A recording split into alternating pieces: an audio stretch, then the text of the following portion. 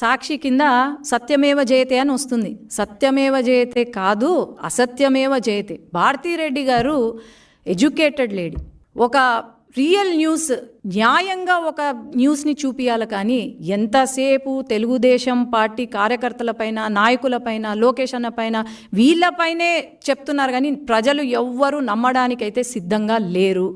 ఈ సాక్షి న్యూస్ చూసే వాళ్ళ కొంప మునిగింది. అది వాళ్ళు అర్థం చేసుకోవాలి. వై నాట్ 175 అని చెప్పి ఈరోజు కేవలం 11 సీట్లకు పరిమితం అయినారు అంటే దాని అర్థం ఏంటి? ఈవెన్ కడప, నంద్యాల్లో కూడా వీళ్ళకు గుణపాఠం నేర్పినారు, ప్రజలు బుద్ధి చెప్పారు అంటే దాని అర్థం ఏంటి? ఖచ్చితంగా ప్రజలైతే వీళ్ళ వైపు చూడరు. వీళ్ళు చెప్పిన ప్రచారాలు కానీ, వీళ్ళు చెప్పిన మాటలు కానీ వినే పరిస్థితుల్లో లేరు అని అయితే నేను చెప్పగలను. ఆయన చేసేది ఏం లేదు. గత 5 సంవత్సరాలుగా పార్ట్ టైం పొలిటీషియన్గానే ఉన్నాడు.